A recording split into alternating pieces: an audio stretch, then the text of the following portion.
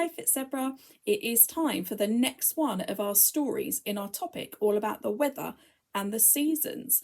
And for today's story, we are going to share a story all about springtime, a time when sometimes there is sunshine and sometimes there's rain. And this is the story that we have been doing in class for our massage story, and it's called Lila and the Secret of the Rain. So this is our story that comes from Kenya, from a place in South Africa. So we start off our massage sandwiching our hands together. And our first action is the circle. For weeks and weeks, the sun beat down on the Kenyan village where Lila lived. It was very hot, so hot that Lila, her mama and brother and all the other villagers stayed in their houses to keep away from the burning sun. Next action is our bounce. It was too hot to gather firewood, too hot to weed the village garden, and even too hot to milk the cow. Next one is our calm hands. One night, Lila overheard her mama talking about the well that had dried up and the crops were failing. Without water, there can be no life, Lila heard her mama say. Lila wanted so much for the sun to stop shining and for the rain to come. But the sun did not stop shining and the rain did not come. Next one, we move hands up like this.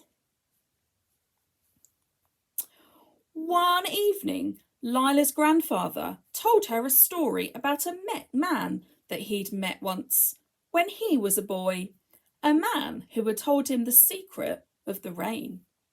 You must climb the highest mountain, said the man to Lila's grandfather, and tell the sky the saddest thing you know. Next one, we move our hands up like this. Lila listened very carefully to what her grandfather said, and the following morning, when the sun was still asleep, Lila left the village and set off to find the highest mountain that she could. Lila walked and walked, and at last she found herself at the foot of a very tall mountain. Lila began to climb higher and higher and higher. When Lila reached the top of the mountain, she began to tell the sky the saddest things she knew. So our next action is the side of our hands. First, she told of the time her brother had cut his leg while chasing a chicken in the village.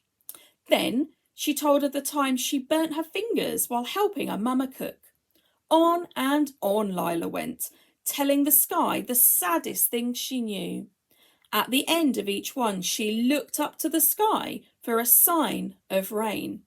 But the sky remained blue and the sun shone very brightly. This one's a wiggly one. Lila began to cry. What can I do? She said to the sky. It's too hot to collect firewood, too hot to weed the village garden, and too hot to milk the cow. The well is dry and the crops are failing. Without crops, there will be no food. Without food, the people in the village will become sick, and without water, there can be no life. Everything on the mountain was silent. Nothing could be heard except the sound of Lila weeping. Next one's our patting. That gets faster and faster and faster. Then the breeze began to blow, and the dust around Lila's feet started to dance. Clouds began to fill the sky like flocks of white birds, slowly blocking out the sun's scorching rays. The clouds grew darker and darker, filling Lila's sadness until the sky was ebony with emotion. That's when we use our claw hand shape. Suddenly, a flash of lightning tore across the sky and a loud roar of thunder echoed around the mountain.